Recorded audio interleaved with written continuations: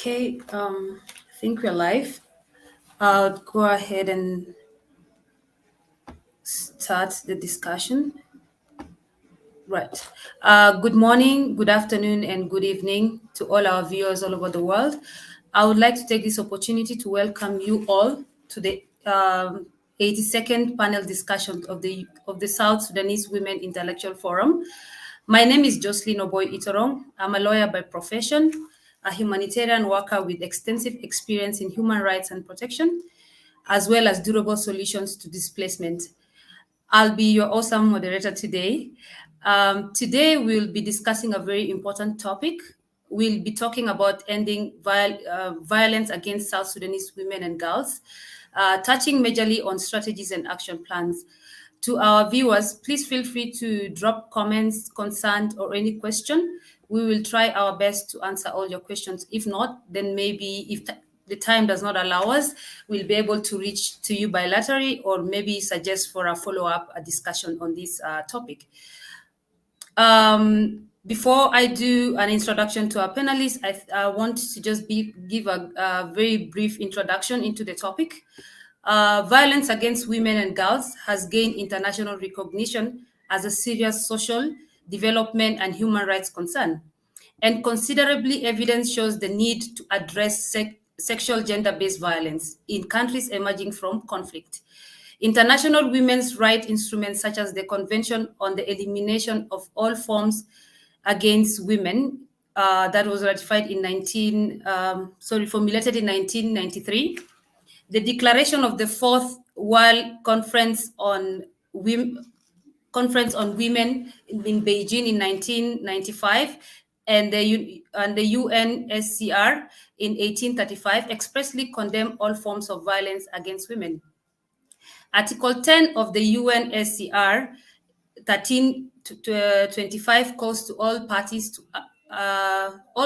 armed conflict to take special measures to protect women and girls from gender-based violence, particularly rape and other forms of sexual abuse, and all other forms of violence in situations of armed conflict.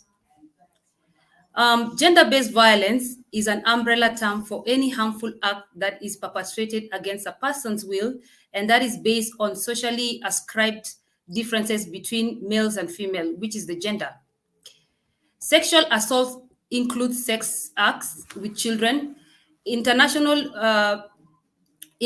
masturbation in the presence of children, and child molestation.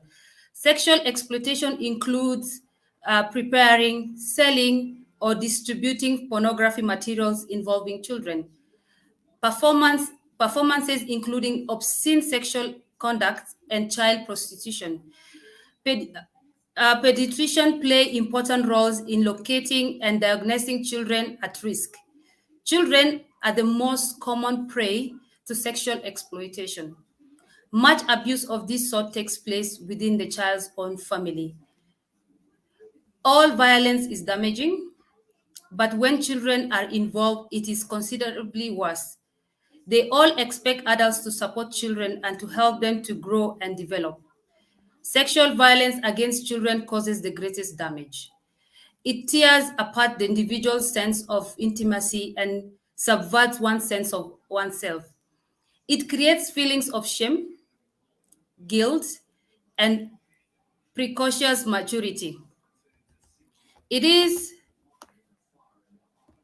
not merely a physical injury, it also damages all of the individual's psychological and physical functions, both as they exist in the present and as they are meant to serve the individual in the future. The increase in violence against women and girls must be dealt with urgently with measures embedded in economic support and stimulus packages that meets the gravity and scale of the challenge and reflects the needs of women who face multiple forms of discrimination. Grassroots and women's organizations and communities have played a critical role in preventing and responding to previous crises and need to be supported strongly in their current frontline role, including with funding that remains in the longer term. Helplines, psychological support, and online counseling should be boosted. Using technology-based solutions such as SMS, online tools, and networks to expand social support, and to reach women with no access to phones or internet. Policies and justice services must mobilize to ensure these incidents of violence against women and girls are given high priority with no impunity for perpetrators. The private sector also has an important role to play, sharing information, alerting staff to the facts and the dangers of domestic violence, and encouraging positive steps like sharing care responsibilities at home.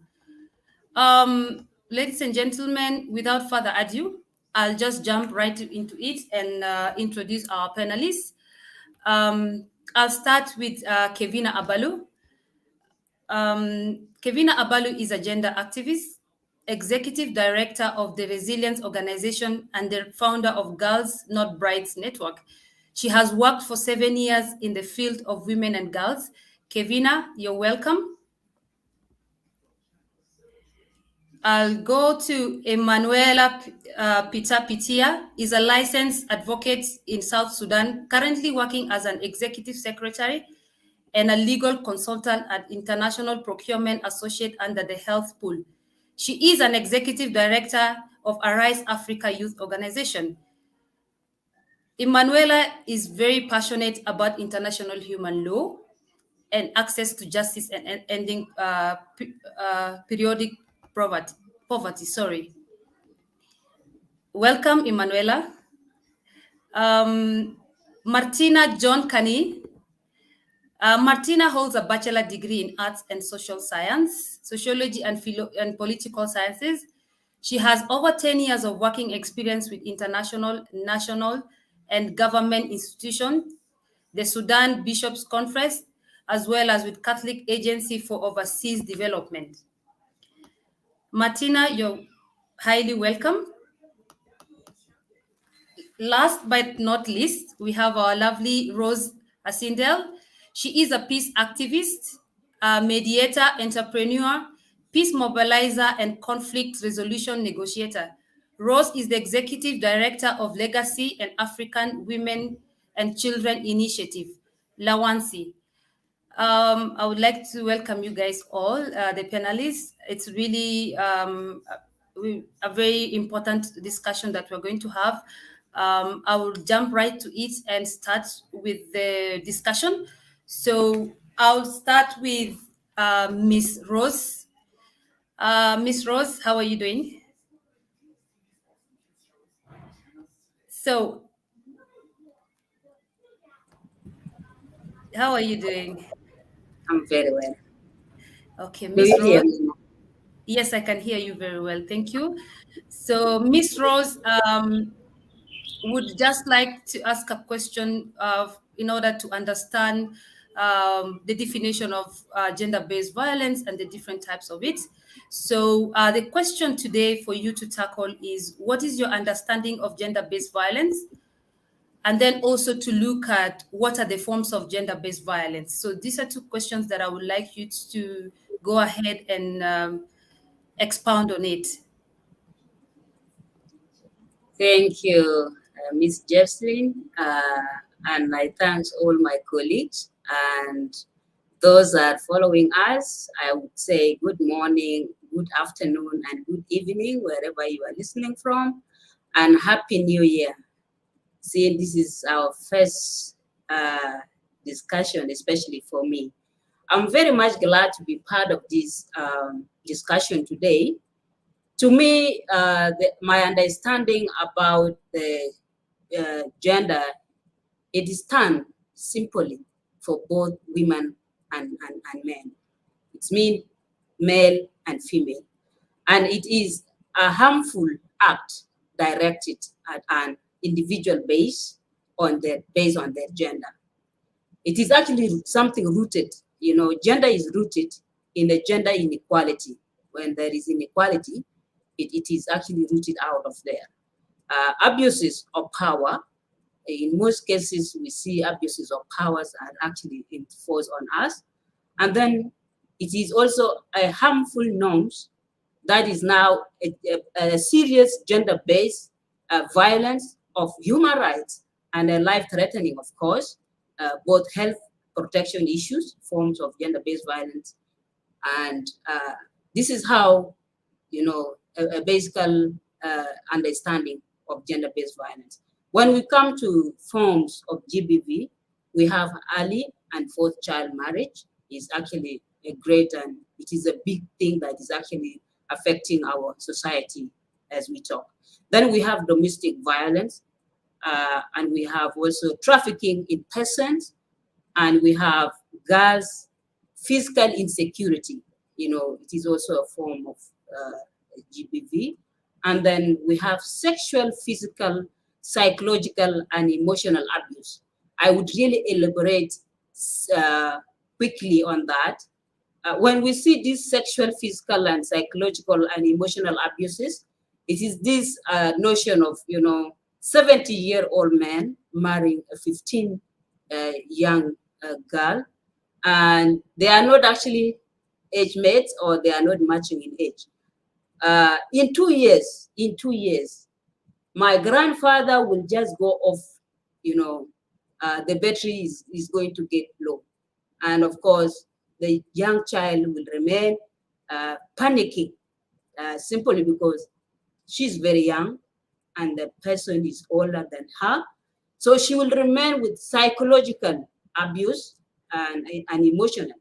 And this is where we see most of, issues that are affecting women and girls are not actually ending. It is because we don't, we don't really say, yeah, this thing is not going to work with me. If I leave it, it will help other person psychological or emotionally.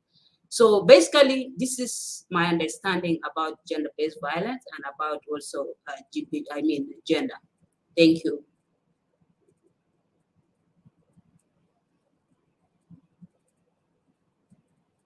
Thank you so much for that.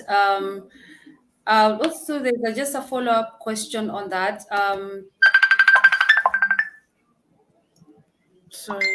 Sorry, guys. So there's a follow-up question to that because it's kind of related to it. What do you think are some of the contributing factors to gender-based violence in South Sudan? Um,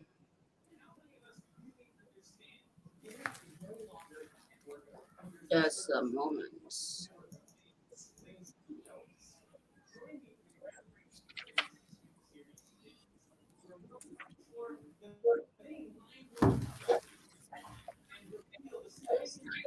Yes, we can't hear you, Rose. Can you hear us? Yeah, uh, I am. I think it is getting cut. Can you just come up with the question again? Yeah, so the question was, what do you think are some of the contributing factors to gender-based violence in South Sudan? What do you think Well, is making these incidents, a lot of sexual violence, early marriages in the society, as well as, just rape, molestation happening in South Sudan? What do you think are some of the issues, and what are the contributing factors to that?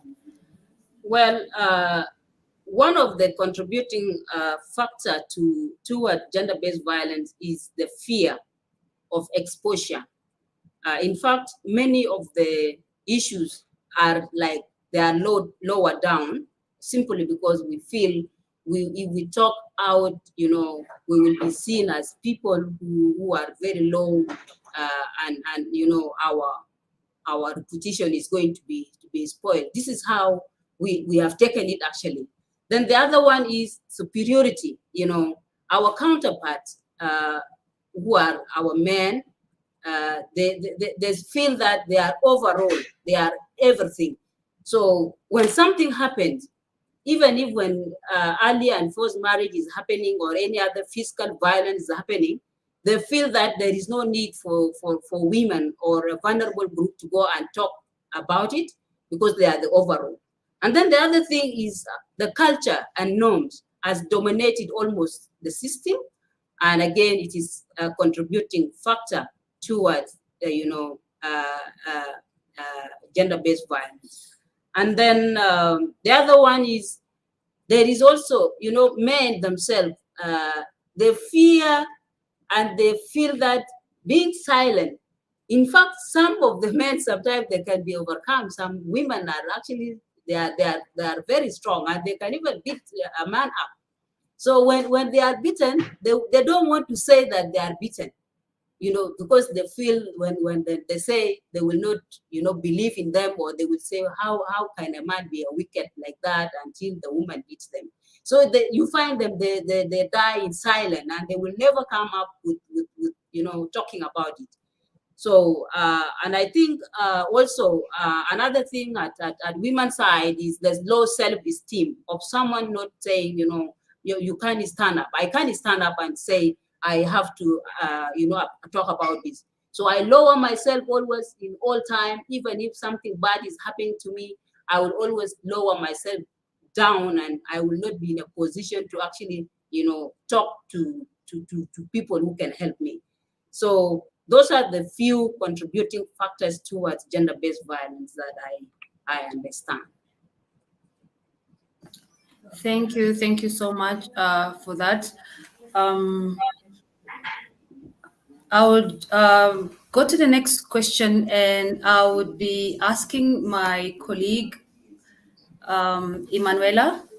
Emanuela, so the question that we would like to discuss on is, since you have a background in the legal uh, sector, would really want to understand, why is gender justice important for women and children in South Sudan, and why do you think that there are very few women that are reporting cases, including incidents of sexual gender-based violence and any type of domestic violence?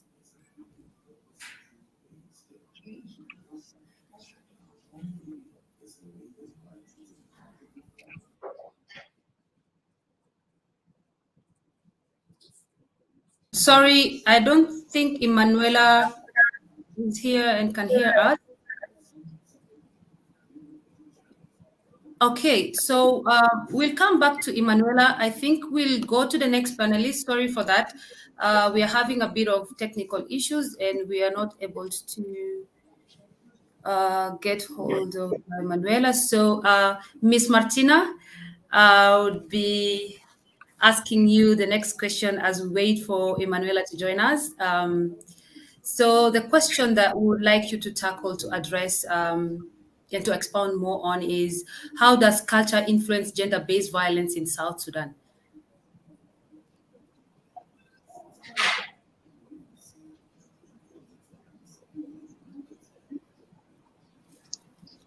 Sorry, we can't hear you. Can you unmute?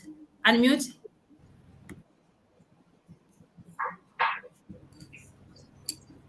Okay, can you hear me now? Yes. Yeah, thank you very much for the question, and I'm very glad to be here. It is my first time to interact on this forum, and I'm really so grateful, especially tackling the questions in relation to our culture as South Sudanese people. Um, First of all, when we talk about culture, there are some positive cultures and there are some negative cultures. But basically, I'm coming to focus on some cultures which is really contributing to the fact that it influences gender-based violence in South Sudan. We have cultures in South Sudan. I can mention a few. Basically, we assume it is a culture, but it is an act which we put it to be like a culture. For example, if we put wife inheritance in South Sudan, it's an act that people believe in. So we also take it to be like our culture, and this really fuels the act of violence in South Sudan. Because once a woman is married at a young age, another factor is forced marriage or early marriage. This woman was married at a very early age into a family, which is a very big family, extended family.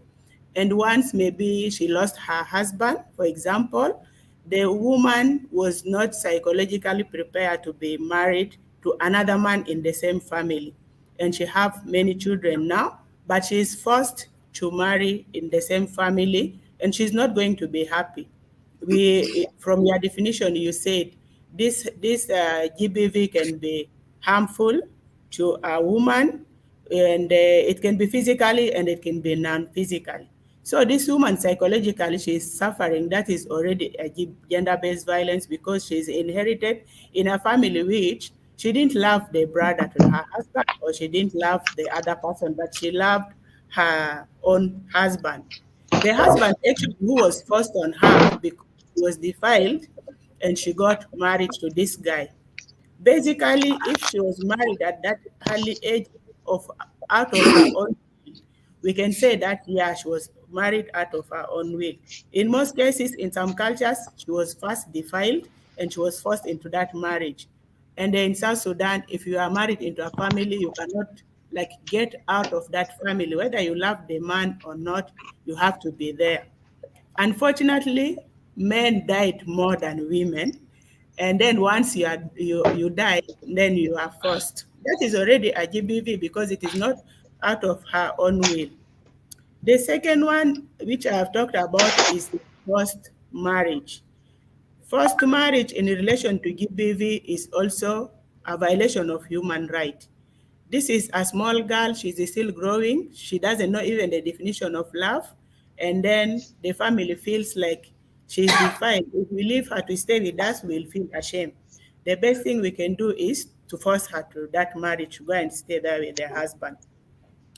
I'm also looking at polygamy. Polygamy is also another factor which contributes to that. This man will have too many wives in the house, maybe he love only one. Once the other wives start questioning or demanding of their right, because in South Sudan, a man is supposed to provide when a woman is a home care. She takes care of the house. Even if there are 10 wives in that house, you are not left to go and work and for yourself and keep your children happy or your married happy. You are supposed to be a housewife. Maybe you are missing on basic things, basic items for you and your children. And when you question, because this man only loves one woman, and in reality, love is for one person, so her rights are violated, or GBV, gender-based violence can occur just because of question of asking maybe for basic needs, like for her soap, for her clothing, for her children, and all that. So those are some of the cultures that we have that is really contributing towards gender-based violence in South Sudan. Um, I also looked at the level of illiteracy. That is not a culture, but more women are not like educated.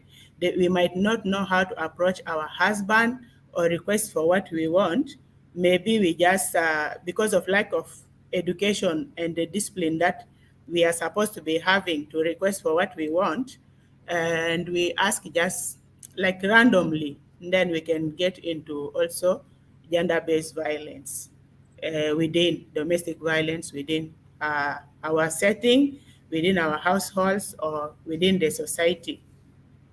Thank you. Thank you so much, Martina. I just have a follow-up question. I was just wondering, when does consent come into play when it comes to culture?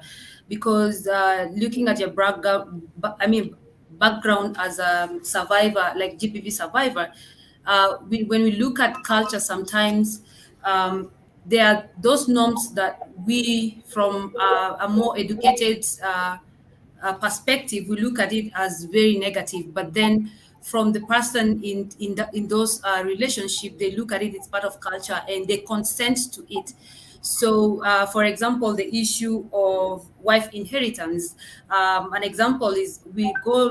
This is something that is very rampant, especially from my area where I come from the Lotuko. We also have wife inheritance as well as the Dinkas and some other South Sudanese community.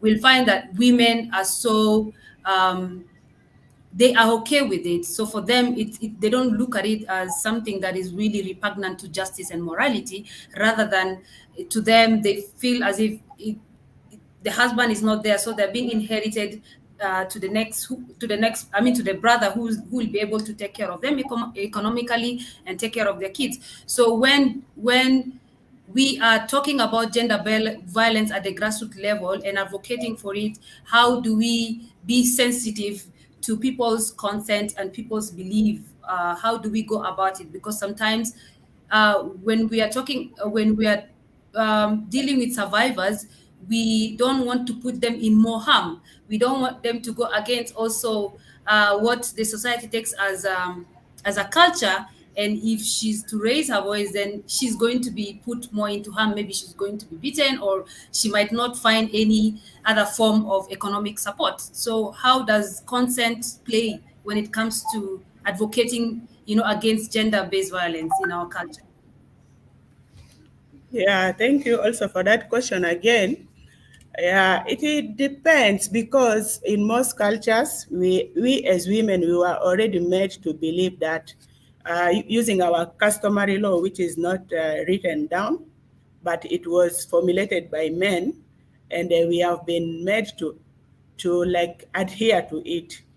These women, they have already adhered to it. You grow up in the same setup. Your child will grow up in the same setup. If you are inherited, there's nothing much about that. You accept that. But in order not to be gender sensitive and to be like a cultural sensitive, we just need to create more awareness, maybe for the new generation, even for the women who are already in that setup system. You create like more awareness to them, uh, actually comforting them to be in the system, but to live a positive and healthy life. Because now you cannot go and start creating awareness, which will also violate their presence in the already family which they have created for themselves. To avoid GBV and to avoid violence in that house, even between the 2 or 5 wives, we will need to create an awareness of coexistence within the family, and also create the awareness of economic dependence. You don't need to depend on this one man who cannot feed all of you. You need to come out and do something to support yourself and your children and also the extended family members. If they are doing that, and if the husband accept for them to do like small business and get back to their house so that can access basic needs, that is positive. As we continue to create more awareness, targeting the new generation to know about their rights and why they should not even be inherited in the future. And that has a long way to go. That is how I can respond to your question. Thank you so much. Thank you for clarifying that. Yeah. I'll go to the next question and go jump right into it. Miss Kevina Abalo. So the question is, what is the relationship between gender-based violence and the high rate of teenage pregnancy? I would like you also to tackle after that what strategies and action plans can be put in place to resolve these challenges as well.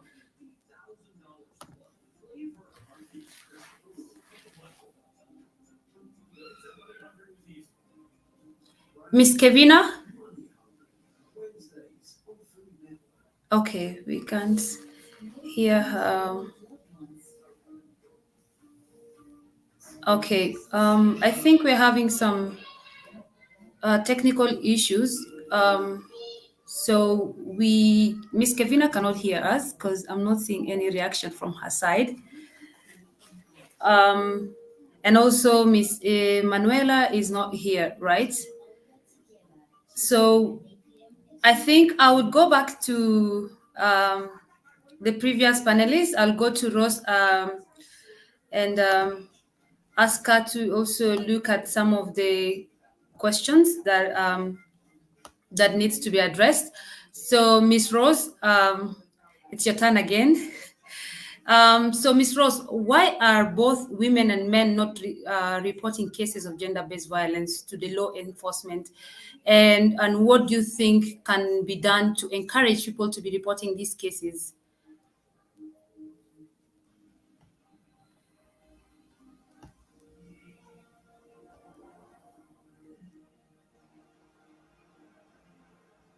So Many. please, yes, sorry, unmute. Sorry, yes. So it's okay now. Yes, it's okay. Okay. One of the main reason why, of course, many cases are not being reported is about the fear. Uh, Men and women, they fear about their reputation. They see, when you report, you will be seen like, not important in that society. But in actual sense, for us to be able to eliminate or eradicate gender-based violence or to end it, is to ensure that we do connections and we do awareness and we report cases. Because laws are there, and if we don't report cases, no one will know that such things are happening, and more especially in the communities. Then the other one is the ignorance. The ignorance is actually, uprooted where the culture is.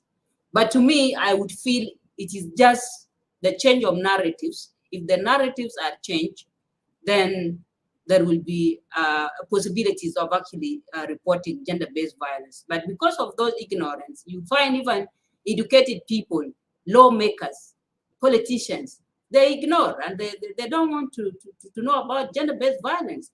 And if you see now those that are actually encouraging polygamy, they are those that are educated.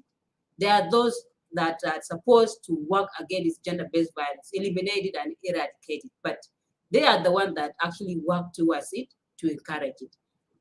When we go out and we talk to people, uh, the things that comes up, the answers that comes up is that people say, especially those in the interior, chiefs and community members, they say, you people, you are the one that come from town, and more especially generals and politicians and those that are business people. They come and marry off our girls here. They come and give us many cows and a lot of money, V8s and etc. So why can't you tackle this thing in town before you come to us? Because we are just here in the community. When someone bring you food, you eat your food. So there is something that needs to be done, and more especially the ignorant side. We should not just ignore, but we should work towards it.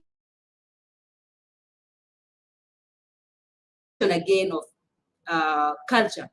Culture is not designed by other means. It is you people that has designed it. And if there is need, there must be aside, and we go ahead with the positive cultures. It is not that all cultures has to go, because as South Sudanese and as our context of South Sudan people, there are cultures that are enriched, those that people can benefit, even the world can benefit out of it. But there are that dirty cultures that we need to do away with them. And it should be a respective or a collective responsibility for both men and women.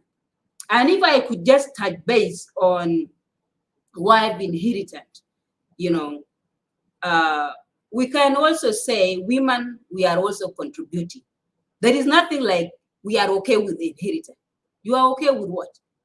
You are supposed to stand up as a widow and say, I can't be remarried. Who are you? Who are you that is remarrying me? I know only my husband who is gone to heaven, and I don't think whether there is any other person within this family, not unless if I wanted to remarry, I go remarry. And this is your right. You stand for it. And I'm sure other person somewhere who is also suffering with the same will also say, yes, even me, I even don't want to remarry, But when we put ourselves down, people will always sleep on us and it will not end. So what I wanted to say is to make sure women are empowered, especially those that are speaking on behalf of other women, voice of the voiceless, should be empowered and be given that, support. And more especially the lawmakers, the women caucus, the gender committees, women rights or human rights committees at the National Assembly and State Assembly, to ensure that this kind of thing is worked for by all of us. Thank you. Thank you so much, Rose. You mentioned most of the reasons as to why people don't report cases, and you focused more on marriage. Most of the most of the gender actions that are like happening in marriage. I'm wondering, do you think attitude towards marriage could be also one of the reasons, in the essence that we look at in our community, a lot of young girls and women tend to take marriage more as an accomplishment, an achievement. So no matter how, what type of, mistreatment they get in the, in their marriages, they would rather, persevere and not report. And they just want to be that because they feel that it's an achievement. So they just have to bear with it and to put face in the community. Do you think that could be also another issue? Yeah, it is. It is because most of women they face challenges with their husbands, even if husbands are alive. They always have physical and emotional violence and abuses, but they would say, "I will stay in this family because of my children." In fact, this is how my community member says. So you will find there are a lot of things that are conducted to really contribute towards violence. But someone will say, or a woman will say, you know what, I don't want to leave my child behind. Also, because the fear of, seeing your husband is having many children, I mean, many women, you may not know how maybe your child will look like after you go. And as you go, the narrative or what is going to be talked about after you left, they will say you have gone maybe because you just want to be lousy woman, okay? But they will not look at the reason that made you to go out of this marriage. So in actual sense, we need to be, confident in pointing things out. Okay, I'm not going because I am going to seek other happy or getting someone with money, but I'm going out of this marriage because someone is not treating me. And if I would also put in a little salt into, if you want to go, don't go and make adultery out, because they will take it as your weakest point. They will say, if you know that you want to divorce because of such abuses, why would you first go and engage into other relationship without completing this one? So I would really urge my fellow women, when you have such abuses, for you to report it correctly and for you to be assisted by the human rights or the laws. You have to focus and be confident on what is affecting you. Don't go and look for another person that will also add on that. And the person whom you are running away from will take it as an issue, and they will leave and not support you on that. So I think it is actually contributing to that. Thank you so much. I still have another question. I don't know. This is a topic that is really. You're welcome. That I also feel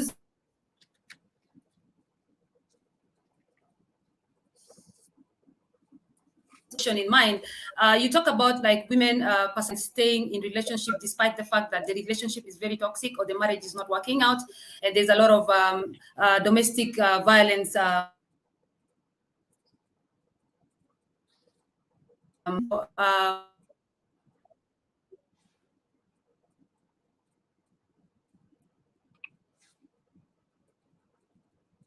But it seems like it's very easy than a woman to walk out of the marriage. What do you think, apart from the culture or what the society looks at a woman who walks out of a marriage as maybe very promiscuous or not a morally upright woman? What other factors do you think could be the reason that men are easy to walk out of toxic relationships?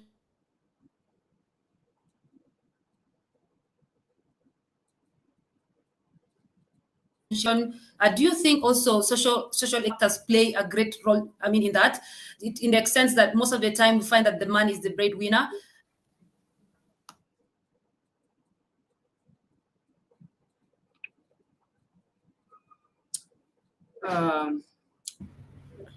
Joycelyn, where is the question going to? Is it going to me or to Martina or to Well, actually, the question was to you, Rose, but then if Martina can go ahead to answer, that is okay.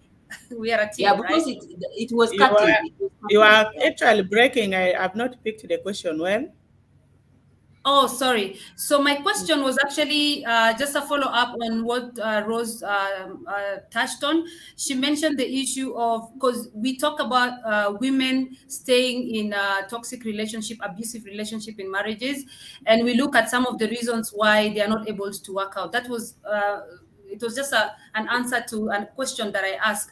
But then I was looking at it from the essence that we also have men that are in very toxic relationship and marriages, and it is easier for a man to walk out of any marriage that is not working out compared to a woman. And she mentioned the issue of maybe reputation, because women are looked at as very promiscuous and people who are morally not upright. Sorry for that, if that is really a word. Okay, So okay, what okay. other factors do you think also socioeconomic Mm-hmm. toxic? The economic factor that can let women leave their house or men, women.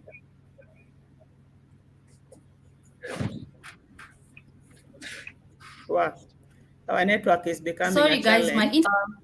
my internet is really acting up. I'm really really sorry. My question was actually how socioeconomic factors also play in you know like in women staying in toxic marriages. Hmm. Okay, thank you very much. I think it is easy for a woman to stay in a toxic marriage than compared to a man. Because women, we feel like I cannot leave my child behind and just walk out, especially in a polygamous family, because I don't know how my child will be cared for. But for a man to walk out of that marriage is very easy. He goes knowing that the mother will really take care of all the kids, even if they are 10. Even if he has lost one of his wife and he left this other wife with children who are not hers, but as long as is not available or present in the household, in that family, this woman is capable of managing. The challenge comes in when they are together in the house. The man cannot give the freedom of economic development to these wives. He's everything. He want to provide for everything, which he cannot, like the capacity cannot cater for all the women in the house. Then it forces some women sometimes also to leave, not because they are not morally upright. There are so many women who have left their households. They just go and build themselves and raise their kids. And you never hear that this woman, she is in another relationship simply because she is capable. She can do any other thing economically to support herself and support her children. Our men need to give that freedom to our women. Another challenge comes out when men give this chance to women. Men start complaining that now she is economically empowered and she thinks she can do anything out of her own will. She does not get permissions anymore from me. She need to go out, she just goes. She need to go to her business, she just goes because she has money now. We are not communicating. So the communication breakdown. Once a woman is economical in power, a man feels that once you're economical in power, I cannot handle you anymore. Then he ignores you, he neglected you. Then there's nothing you can do in that house. The best thing for you is to go and build your own family. Actually, if there's a chance to go with my children, I can go with them. But in most cases in our society, children belong to men. And we women, we need to start advocating for that. At a certain age is when the children can belong to men, not at any other age. Thank you so much, Martina, for that. So I'll go to the next question and still focus that more on Martina. Um, from your experience, what services do gender-based violence survivors have access to in the NGO? In the NGOs, the survivors, in most cases, the NGOs, I want to say that the NGOs always build a linkage between the government facilities and the NGOs. And the NGOs, in most cases, they provide like psychosocial support, counseling, especially those who are on the ground who have identified the survivors. They do provide that psychosocial support. And then they encourage what? Referral system, referral pathway. They also create referral pathways for these survivors to access services, maybe at the hospital, maybe the counseling services through their case workers or through their counselors. And then also they do a follow-up. If there's a survivor in a certain village and this survivor is afraid to come out, they train these counselors or case workers who will be following it up. Even if the society does not know about it and this survivor opens up to some of the counselors, to some NGOs who their list is already there, and awareness has been created that if you are a survivor of GBV and you really want to access service because that awareness is very strong ongoing, then you go to a certain NGO and they'll allocate for you a case worker who will follow up your cases. It can be even hidden from the family if the family does not want to, if the survivor want their family not to know about it, she can make her own ways and access these services. Those people who are not accessing these services are the only people who are keeping quiet, who are not coming out to access the service. But the NGOs have done a very good connection even at the state level, maybe county level, I'm not sure, but at the state level and at national level, those services are there. Referral pathways are there. The counselors are available to do counseling, but not our very professional counselors like you have gone through academics. But these are counselors who are trained by national NGOs, international NGOs, just to give a basic counseling to survivors. Yeah, it is there. That linkage is there. The stakeholders are around to help if the case is very serious, they can even refer it from state level to national level.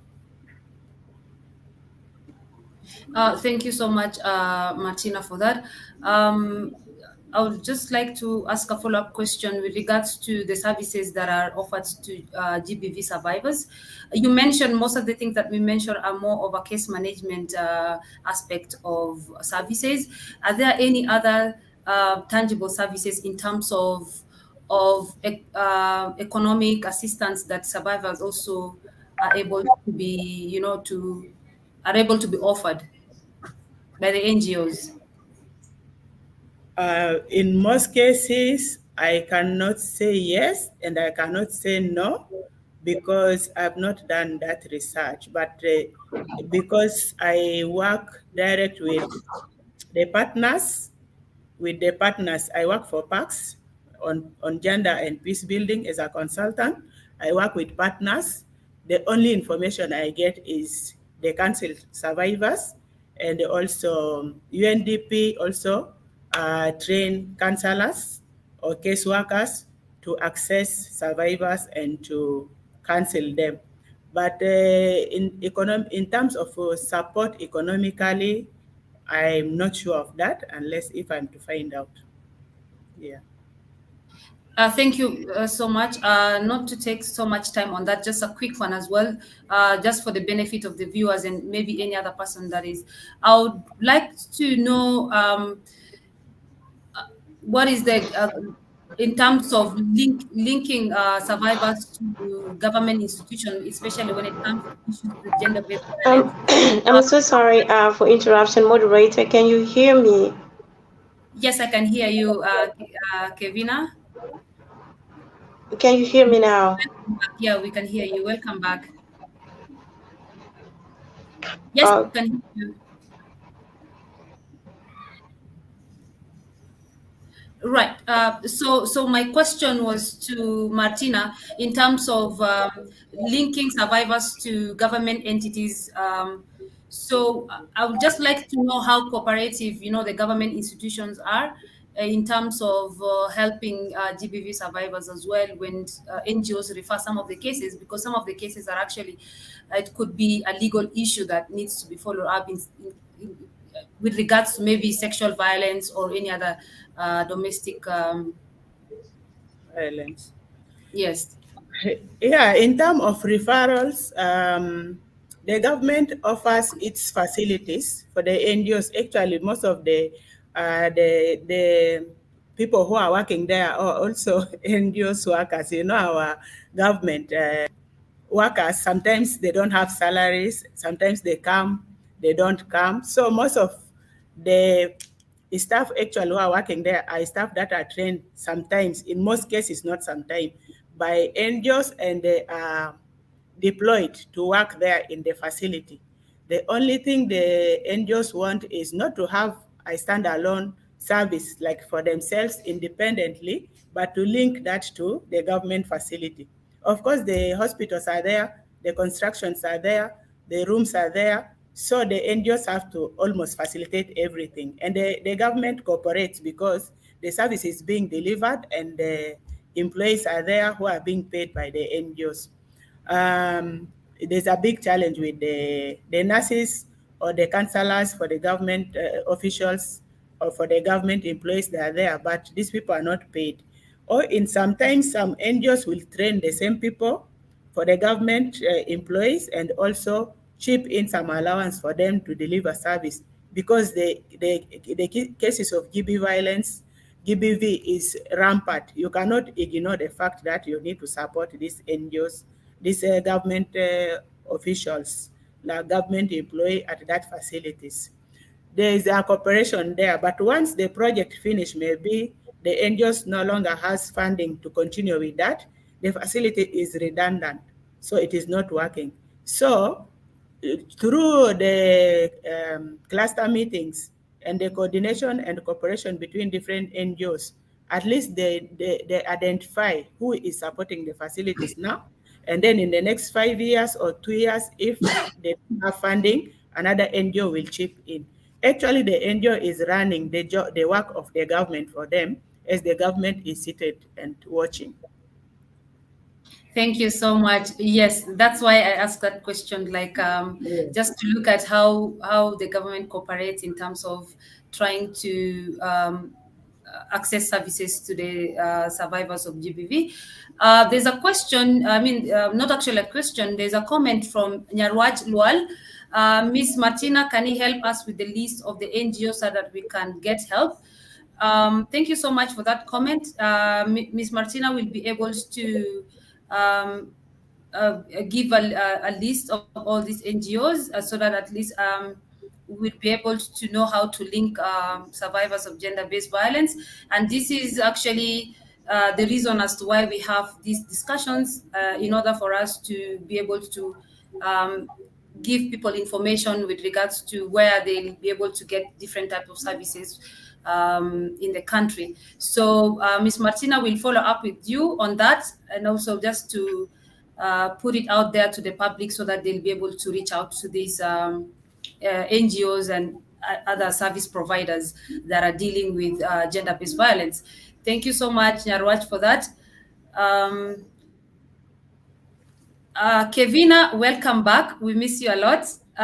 Sorry for the inconvenience, because I know like there's a lot of issues with the internet from my side as well. I'm facing it a bit, so don't worry about that.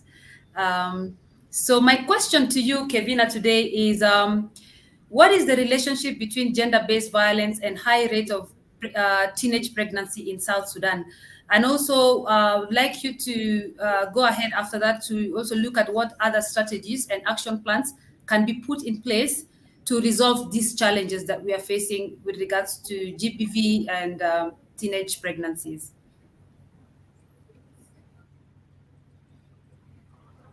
Okay, thank you very much, moderator. First of all, I want to apologize for the poor internet that I am experiencing right here. I don't know why. Some people are clear, some people are not. So basically, without a waste of time, your question is very, very clear. And according to my understanding, according to a data analysis, the relationship between teenage pregnancy and exposure to gender-based violence shows that among female respondents, um, those who become pregnant as teenager reported high rate of physical or sexual, violence from a partner. Among them, 20% reported having suffered a physical violence from a partner, and 10% reported having been subjected to sexual violence from a partner, compared to 5% and 3% respectively of those who did not get pregnant. As teenage, although it is not possible to estimate, to what extent experience of violence was underreported, this difference shows a significant association between exposure to gender-based violence with teenage pregnancy.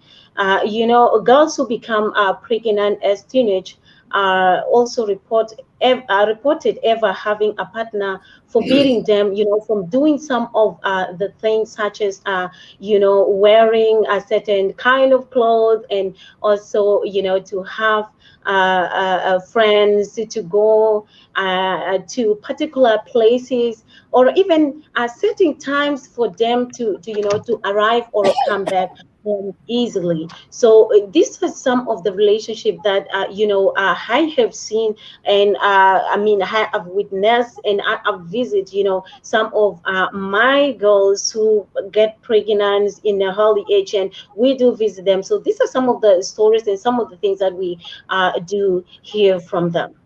Yeah. Thank you, Kevina, for that. Yes, there was actually a question. The second part of the question: are there any strategies And can you repeat that again? use?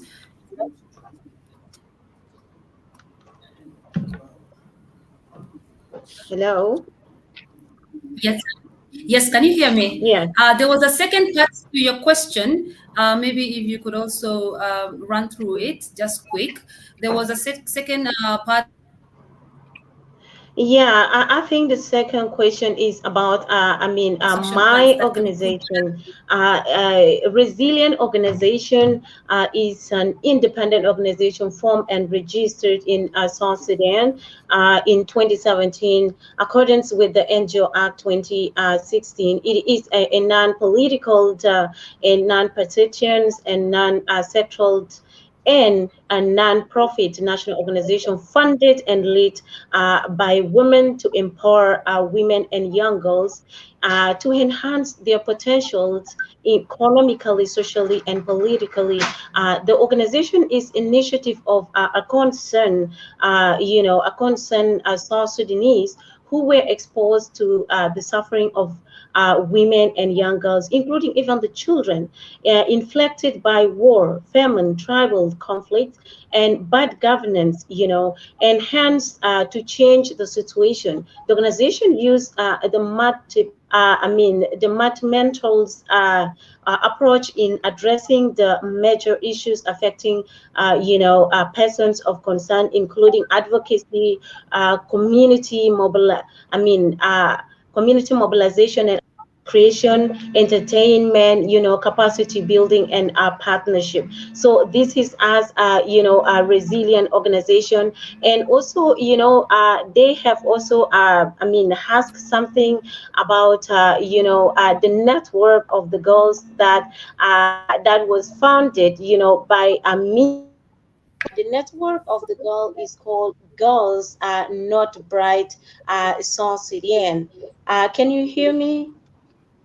Yes, it's called Girls Not Bright Network South Sudan. So Girls Not Bright Network South Sudan, it's a network of young girls below the age of 25, and they call themselves Voice of the Voiceless Girls South Sudan. It was founded in 2019, and now it is having over 450 girls, and these girls are from different parts of the country. They are from the 10 states of South Sudan, and they do advocacy and also mentorship programs. And they were mentored, and now they are taking leads in a mentorship. In a mentorship of young girls. So they have their mentees. They move from school to school. Even during COVID-19, they were moving a lot from door to door, and they are doing a lot of a wonderful job. So the network is having its share, and it have excom ESCOM member actually, the board members, and the chair lady, the deputy chair, it have its own leadership. So it is being owned by the girls, and it is being led by the girls. The resilient organization, it's just there to keep them moving, to push them, like, girls, keep moving, keep going, and that is it. And they have participated in so many occasions. They have also been doing a lot of awareness creation on social media, and also doing a lot on radio stations, with also the government of Central Equatorial State, and also Eastern Equatorial State. And we are planning to move into the whole 10 state. So this is briefly about the network of the Girls Not Bright Republic of South Sudan.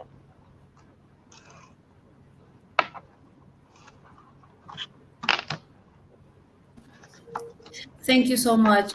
Can you hear me, or can I proceed? Can I proceed? Later on, there was a comment. There was a comment, but I can't see it right now. With regards to, you talked about advocacy and also awareness sessions to girls in the community. But the comment mainly talked about NGOs not doing enough in terms of Oh my trying. God, I can't hear you. I really cannot hear you again. I think, We can hear your you. voice is getting low. Can the rest hear Yes, me can well? I think I saw that comment. Can I respond to it? Yes, Yeah. yes. Please you can go ahead and respond to it. Yeah, I saw that comment. The comment could be positive and also could be negative, because NGOs are really trying, and NGOs are really doing the work of the government for them in South Sudan. The fact that the comment say NGOs only come out on 16 days of activism to address issues of gender-based violence is not true. Our organization is PAX. I work for PAX. We do peace building with gender lens, and we are focusing more on gender lens. But we are trying to create an enabling environment for women to participate in leadership role at all level. And we are linking our activities from national level to the grassroots level. Whatever activities we do at national level is also the same that we do at the grassroots level. And most NGOs are now focusing on gender-based, on gender-related activities. Even peace building is not moving anymore. A person who writes that comment, I can humbly say that they need to do their own research more on what really NGOs do. And the 16 days of activism is a day which is an international day. And when NGOs comes out to do that, they're just endorsing and confirming to the activities that they are doing for in relation to gender-related issues at all levels. Because if you are not really involved in anything, you cannot come out and activate for and act and advocate for it. That is what we advocate for. We advocate for changes within the country, within the society, within the community at all levels. And it is not only organization where I work as a consultant. Most organizations, even national organizations, when we want to say something, we should know our subject very well before we send a comment, because this we are watching this our discussion is being watched all over the world. Some NGOs even are watching it, and they are the one giving money for this country for us to advocate for issues affecting female in South Sudan. So the GBV issue in South Sudan, we are trying to address it, and it might not be addressed today, but we are laying the foundation. So that is my comment for that comment that came in. Thank you.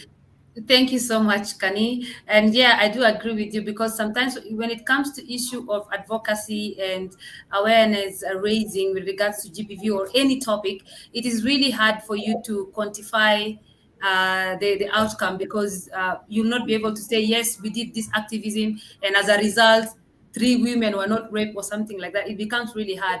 But I Yeah. know a lot of effort is put into that, and we really appreciate these NGOs that are doing this wonderful job and trying to make sure that the population at the grassroots level are actually aware of these issues and also try to advocate for some of the rights of women and children in the community. So thank you so much. I would go to Rose. Rose, you've been quiet for so long, so we are here. I hope you're not bored. So, Rose, the question for you is actually what policies, strategies, and action plans should be developed for ending violence against women and girls in South Sudan? That's quite also a bit similar to a question that I asked Kevin earlier on. But if you don't mind, please take a few minutes to answer that question. Thank you very much. In fact, I am not bored, rather than I'm very active and I'm just following you closely.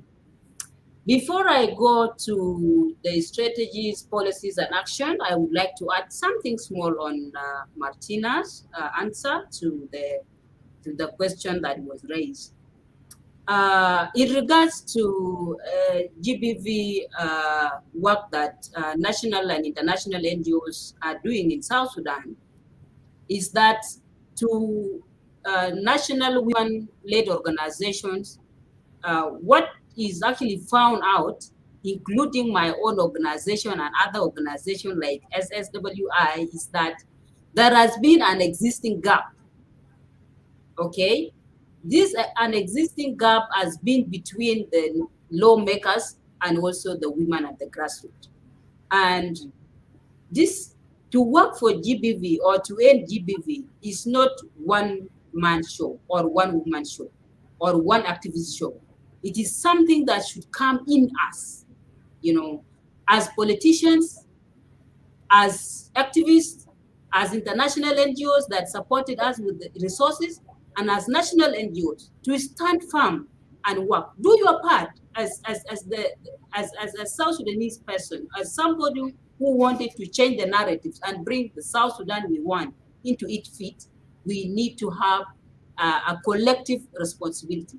And if I could give one example to us why this an existing gap is affecting us, is that women at the national level, they completely are not even cooperating so much with the women at the grassroots.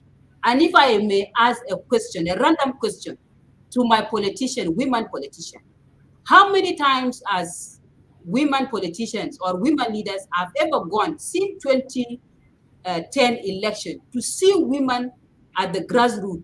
Women are the one dying while delivering. Women are the one being beaten. Women are the one that, you know, prepare everything in the house. Who in their you know, in their table has ever gone to their places and see what are the issues? So you could find that existing gap can actually make everything and distort everything, even if there are resources in place, because not all NGOs have resources. But even with those that do not have resources, we are trying as much as we can for us to change the narratives. And I think that is the point. Thank you for the question that was raised earlier on. To me here, for the current questions about the policies, strategies, and action, there is need actually to implement the family law, okay, as something that is a policy that will help us, you know, eradicate or eliminate GBV. And then this family law will actually help us all. It can also even help the counterparts. I know our counterparts are going to be against it, but it has to be taken in a positive way, all of us. Even if a woman is not also supporting you, a wife is not supporting you, and there is that family law that is well, informed to us, all of us knows what is it, then each and every one or each and every member of the family will be able to know their roles. So we need the policy of family law to be in place. And then the follow-up and the implementation of the National Action Plan to end GBV. I think it is there, but it's still, there are still things that are not clear about it, especially implementation. So we need to make it as something, a taboo, a Bible, to implement it. And then laws that respect, we are still in policies actually, the laws that respect both men and women, and more especially women, you know. Most of the problems or issues affect mostly women. And because women, we have that resilient kind of life that God created us with, we are being, taken for granted. We are seen as people who cannot do it, or we are vulnerable. And that's why we are actually put in things that are not supposed to be done to us. And then the enforcement and observation of lawmakers. As I said earlier on, lawmakers are so reluctant. And they are the very people mostly who are actually violating laws. This point of a general or a politician, a minister going to marry a young child, and you cannot even you cannot ask yourself, if such things happen to your daughter, if your colleague go and marry your daughter, how will you feel about that? So that observation must be put in place, and it should be enforced in order to change the life of people of South Sudan. And it is going directly to our counterparts. I'm not attacking them, but it is something that they have to work towards that. And then polygamy point of thing, I think it was very good point earlier brought up by my sister Martina. Polygamy marriages are taken also as something that it has no effect, but actually it is the root cause. It is the root cause in a way that you bring many women, many girls, you bring many children, and these children will not be supported, education, their needs, and even the women themselves. For those men that might have 10 women or even more than 10 women, do you know, even an unlucky woman, if you are not very active, if you are not very creative, you will not see that man for almost 2 to 3 years. Then why are you on earth? Why are you on earth? If you cannot see your husband for more than 2 to 3 years, then you are doing zero. It is not seen as an effect, but it is, to me, is an effect. And this is where psychological and emotional abuse come in. Some women are on the road, on the street, because they became very crazy. They became very crazy, and they are not actually they are not in their sense. Then the other one is getting to empower, okay, and care for your woman. You empower a woman, you empower a nation. Because I know very well, even if you empower 5 women or you empower 2, we have a special heart that God has given us as women. It is not very easy for us. You sit alone and you eat alone and you leave your other sister suffering. Few of them does that, but many of us, you cannot really leave your sister. So if you are empowered at your capacity or in a certain level, and when I talk of empowerment, even international NGOs must also empower women-led organizations.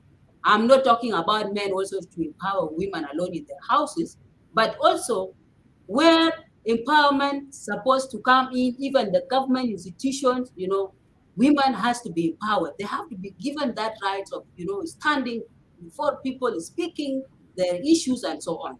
So that is the empowerment that I'm talking about. Otherwise, I think I am done with the question that was raised by Miss Moderator. Thank you so much, Rose. Yeah, it's really interesting, and I think it's very important. I think a takeaway from what you've discussed are two things. One, formulating laws, and then the next thing is also emphasizing more on enforcing these laws.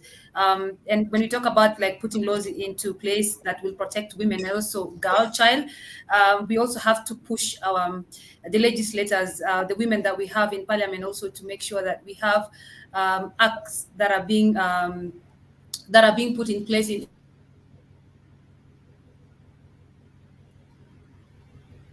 single experience for us to also do comparative analysis with our neighbors in Kenya, that we looked at. There are a lot of bills that have been put in place to protect women and children. An example, the Sexual Offense Act of Kenya, that was pushed actually by one woman, a legislator in Kenya as well. So, and then the issue also of enforcing it. We don't just want to have laws that are there. I know in the Constitution, there are a lot of things. There's a Bill of Rights that gives you, all the rights in the world under the sun that you can have. But then when it comes to implementation, it's not actually being taken. Yeah. Those 2 points that I could gather from all the wonderful words that you said. Thank you so much. In the interest of time, I think I will just rush through the question. Then maybe also we can also try to shorten our discussion. I'll go to Miss Kevina. Yes. So, really, can you briefly just tell us more about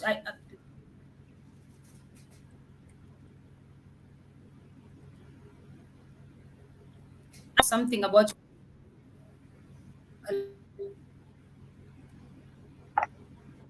I really can't hear you well. Maybe you Hello? can repeat that, please.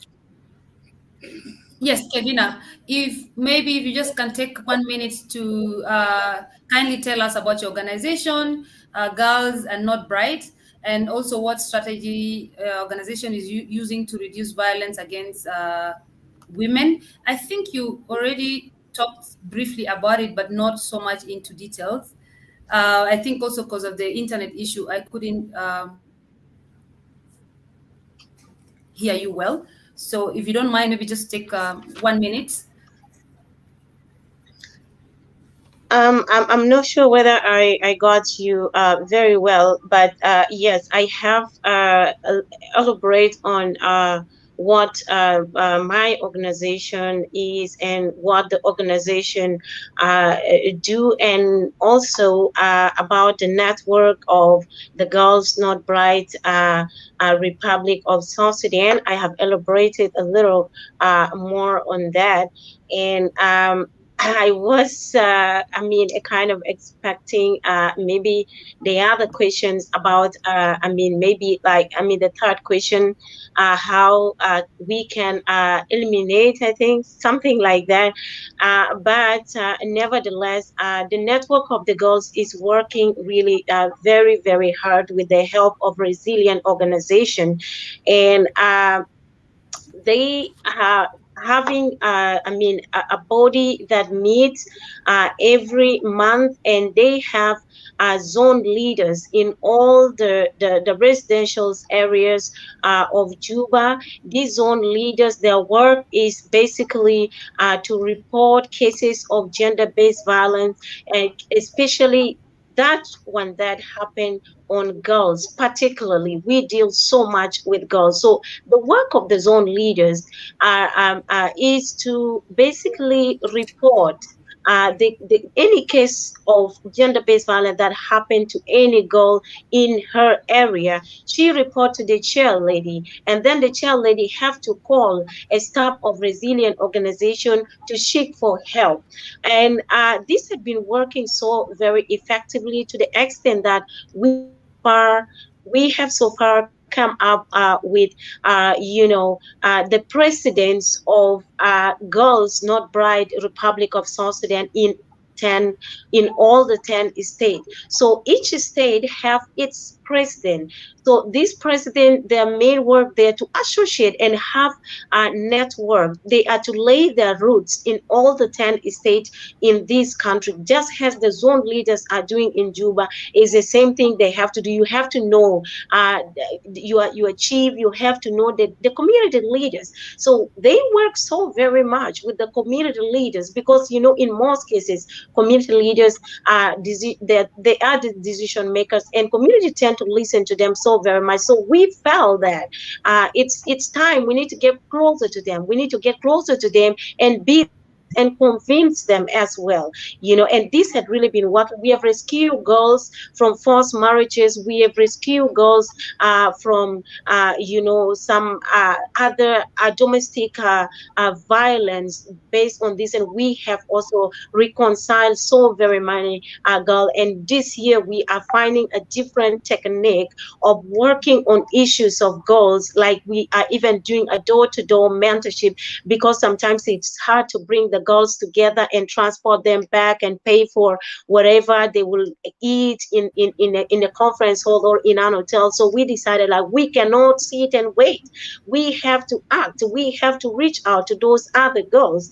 And also we have been receiving a lot of invitation from schools, different schools, because we post whatever we do on social media on the page of resilient organizations. So many secondary and primary school have been sending us messages, inviting us. They will be like, you know what, our girls need you. Our girls need you to come and talk to them.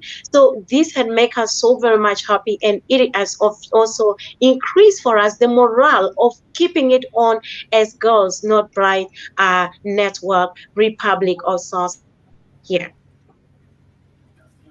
Excellent. Thank you so much, Kevina. That's actually a very noble thing that you're doing. I come from a protection background, and it's really important to emphasize on community-based protection, because if you look at when we ask the question, who's responsible for protection, most of the time people will mention NGOs, people will mention the government, people will mention the police, but then we have to look at us protecting. Your network is breaking again, Madam Moderator. Oh Oh my. my God. Whenever I come to you, there's a problem with the network. I hope the rest, maybe they had me very well. So I was really just saying that it's really, what you're doing is really impressive, because you're emphasizing more on community-based protection. And when usually we ask the question, who is responsible for protection, most of the time people mention the government, NGOs, and the police, and all that, but they forget to mention themselves, that they can actually protect themselves. And it's really interesting, and I'm really impressed that your organization is actually empowering the community to protect themselves. They don't need to, I really wait for someone to come and do that for themselves. So that's really a good thing that you're doing, and I would like to know more about it, and I will uh, maybe talk to you bilaterally. It's something really interesting. Thank you so much for that, what you're doing. I'll just go to the next question to you as well. So, how can we eliminate gender-based violence among the teenagers and young girls in our community? And what roles do parents also play in that?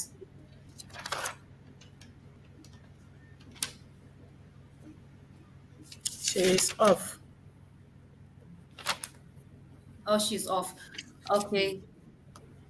The network today is not on our side. So, Martina, I think we'll go to the next question.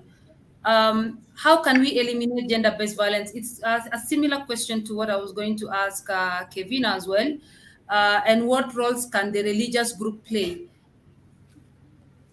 Thank you, yeah, for that question. Elimination of gender-based violence is a challenge, but at least we are laying a foundation towards that, putting on some strategies.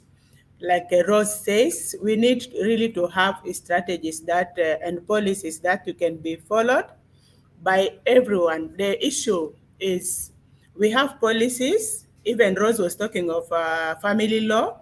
If this family law is there and the policies, even that are protecting women, like gender policies are there, The issue is that it is kept in offices. It is not disseminated to the community. It is not even disseminated. The people even who draft that policy, after after after they draft a stage and finalizing the stage, they don't even know what is in that policy anymore because implementation is not there. So for us to eliminate GBV in South Sudan, we need to have policies, develop them, strong policies, have strong tools that are followed and that are disseminated to the level of the communities, even if that to be translated. And then we need to create more awareness to the community at grassroots level, even at national level, at the state level, and at community level. And we also need to introduce the GBV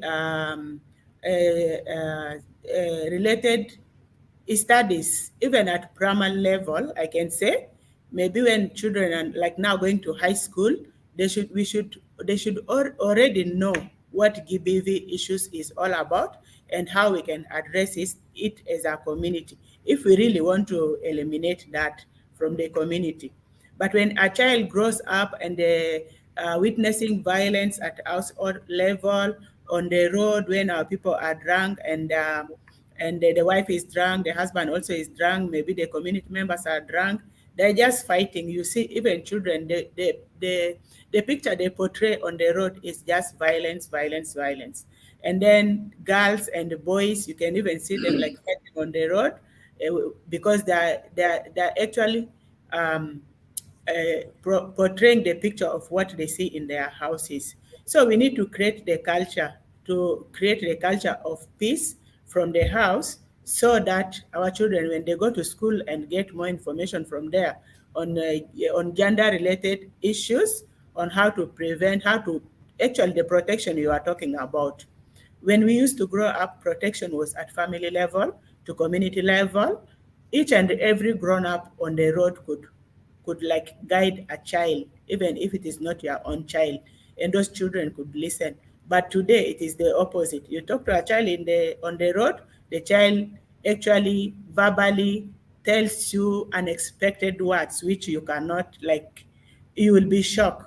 So those kind of things. First, I will summarize as in policies, community protection, and the introduction of gender-related studies just in schools so that to guide our children to grow up rightly and to know that violence is not good. At least we need to coexist. A woman is a woman or a girl is a girl, a boy is a boy. The procedures on how to grow up. Culturally, it used to be very nice. Even with the Arab culture, it used to be very nice. But we are losing out. We are losing out, and we need to bring those good cultures back. But the negative ones, actually, we need to eliminate them. Thank you so much. I don't know whether it's my internet or something. I keep on having a glitch. So I'm not quite sure if you touched on the role of the religious groups in ending. Okay. Yeah, the role of the religious group. The religious group, they can play a very big role because they are always with the people, and people are always like in the churches, and they have gone to the extent of creating even small groups, like different small religious groups within the churches. Today we have like every day from Monday to Sunday, you will see that there are different small groups in the churches. So that is an entry point for the religious groups. They can do a lot to create awareness, to educate people on GBV, to educate even children who spend time in that church, and to reach out to more community members, and to reach out to more religious members. Like now, there's a very strong network between different churches within South Sudan. When it comes to occasions which the church is organizing, like prayers, for example, I can give an example where we came as one, as different churches to pray for the conflict that was happening in Tombura. So this is also an entry point whereby the religious leaders can get a chance to create more awareness. actually, because they cannot have like workshops and all that, but every Sunday, if there's that network between some of the NGOs and the churches, just to enroll them into the act of creating awareness on GBV in churches, I think it can be a very good entry point. That is one strategy that we can use. The church leaders actually, or religious leaders, they have a very high chance of creating awareness on GBV issues, because they even do counseling for people, for couples. They have many issues they are addressing on family issues, but now they're addressing at small level, like only couple and couple. But they need to open up. They need to open up, and they start even concluding their sermons or their prayers with GBV messages. That is what I can say about that. Thank you so much, Martina. Indeed, religious groups play a very vital role in the community to fight gender-based violence. And not only that, we have to look from the Christian point of view, because we also have to look at other different religious groups that we have. We have Muslims as well. We have also some African traditionalists, and people have different religion. Sometimes these religious groups are also, drivers of gender-based violence, depending on some of the, the beliefs that they have in their religion. So it is really important also for the government to put these religious groups also, to task, to try to look at how to curb some of these malpractices, or some of these practices that are very repugnant to justice and morality, and make sure that they are not being carried out by our religious groups that we have. Thank you so much for that. I'll go to Rose. So, Rose, this is the last question that we are going to tackle. So, what are the challenges faced in ending all sorts of evidence against women and children in South Sudan? And then also, what are your recommendations moving forward? So so go ahead, please. Thank you once again. Before I go quickly to the challenges and recommendations, I would like to add on the previous point about ending gender-based violence. And I said it was gender-based violence is a collective responsibility that both of us can work upon. I will talk on the context of family, a husband and a wife, a mother and a father. In my context, it is very challenging in a way that children are left only to mothers or to women. That is, by the way, a Dinka context. There is not much work done, especially by the father. And when something happens, when something positive happens, the father will rush in and they will start saying, these are my children. And when something negative happens, God forbid, when a girl got impregnated or a boy get something, they will say these children look like the mother, because the mother did not take good care of them. She did not advise them. That's why child has gotten such problem.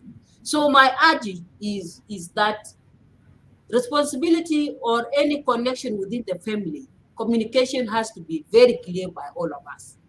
As a father, you also need to take your role as a father.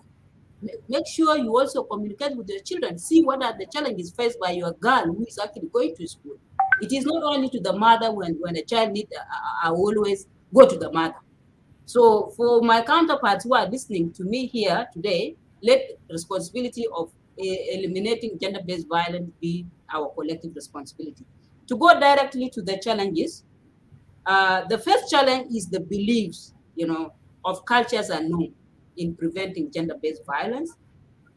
Exposing incidences of GBV crimes is seen by the community as something which is totally useless. It is not even supposed to come to the mindset of the people. That is in traditional setup. Community members believe when they empower women, women will take over them. But to me, I've never seen a woman who has rebelled. You cannot rebel against your husband because they have empowered you. In fact, you will even continue to do the right things because your husband has empowered you and the community has empowered you. So you tend to do something good, and that is the perception of a woman. When you do something good to a woman, they will also turn it good to you. So why would you feel insecure by empowering a woman? She will turn against you. Me, I've never witnessed that. But that is the community setup, the community perception. It is perceived that way. That is the challenge. Then the other one is, uh, men or women, they fear to also report issues. And I think that is also something we touched base before. When you fear to tell to ask a support or assistance, no one will actually know what is bothering you. You will only reach out for you to be assisted. So that notion of fearing to, inform people or people who are supporting you, to tell them what is bothering you, has to stop. We have to stand up tall for our rights. And then the other issue is the insecurity issue. We know very well the context of us here in our country, the insecurity issues wherever. When we talk of insecurity, it should not be mistaken. Toronto is insecurity. Poor road connections is insecurity. Communal conflict is always insecurity.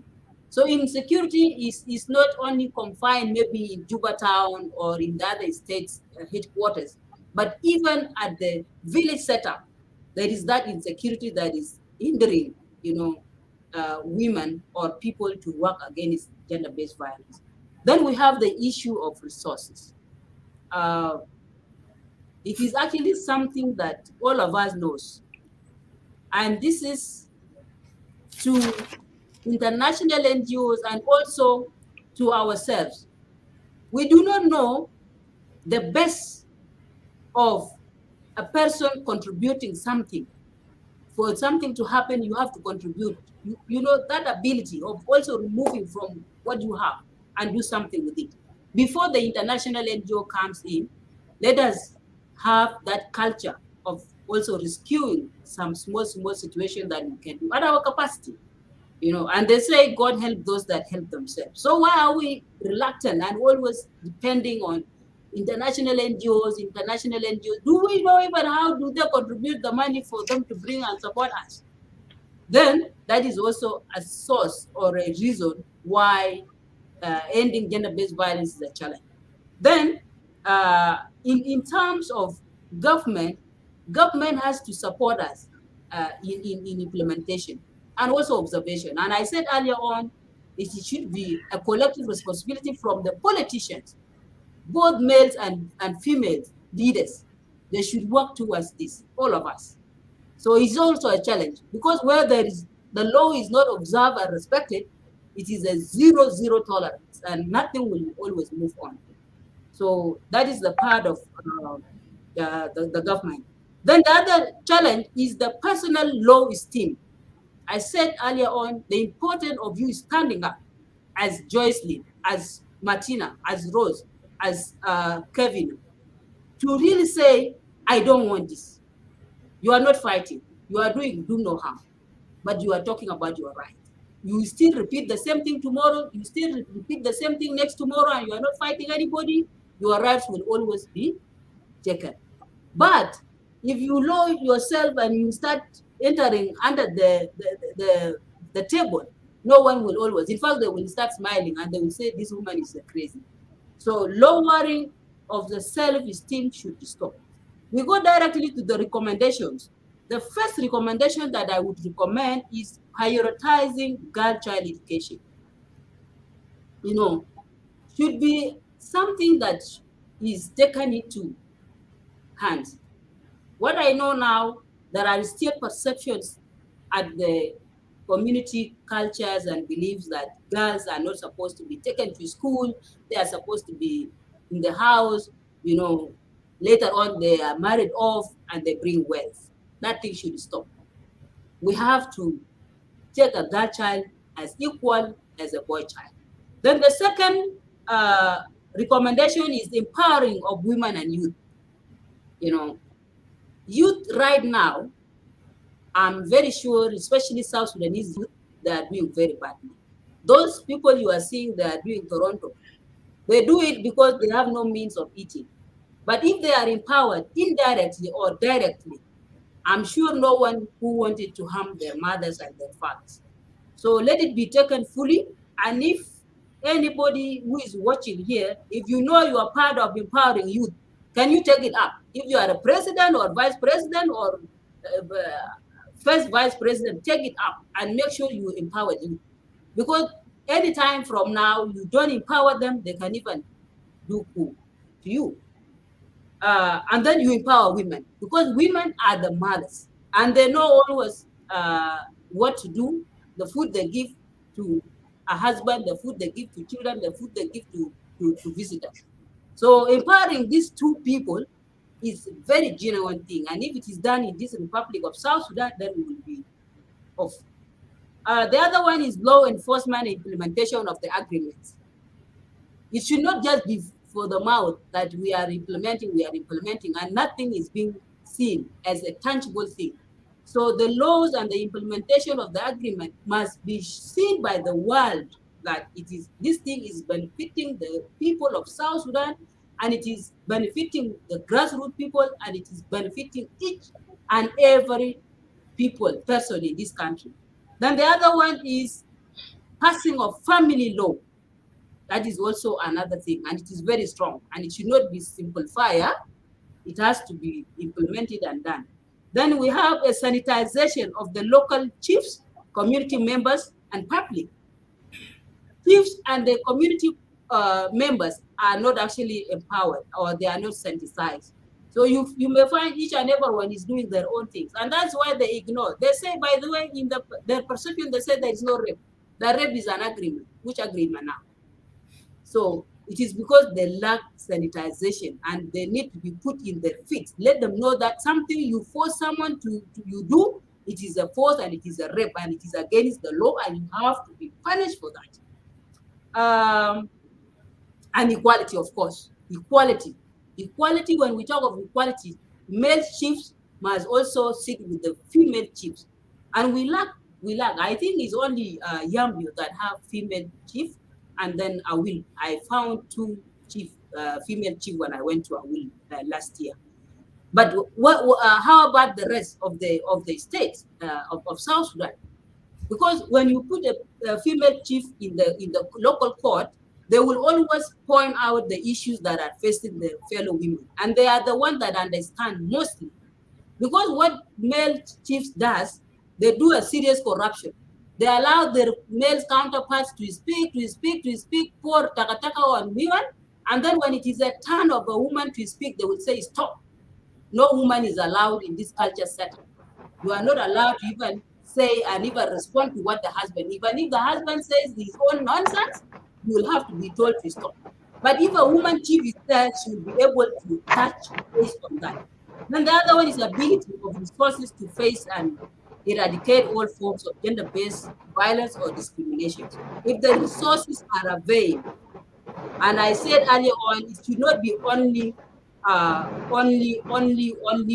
the international community. Let the government also work about this. Let the government also try to see what are the little resources that they can help the activists, the women-led organization to bring these issues of ending gender-based violence. And by the way, they have to be supported. The other one, which is now the last, not the least, peace implementation and observe security arrangements for peaceful coexistence. Okay, the peace implementation should be observed, and the security arrangement, which is also going to support all of us, even male counterparts. Some of them are also suffering. They are being done so badly. So it is not only activists. Then the other one, which is now the most important one, and I want you to open your ears, is that freedom of speeches for civil society organizations, in bracket human rights activists. The protection that is given to them and they are given freedom of speech to speak up his pronoun. Thank you very much, and bye-bye. Oh, wow. Thank you so much, Rose. Well, you've mentioned quite a number of very important challenges and also very important recommendation. I'm also very happy to hear that there are two female chiefs in Awil. The last time I was there in 2016, there was only one. So at least I can see there's progress. We are heading towards having quite a number of female chiefs. And I mean, like, if we have our own sitting at the bench, it makes it better for us. At least she understands what women and girls are going through. So it's really, it's a good news to me, as in to hear that.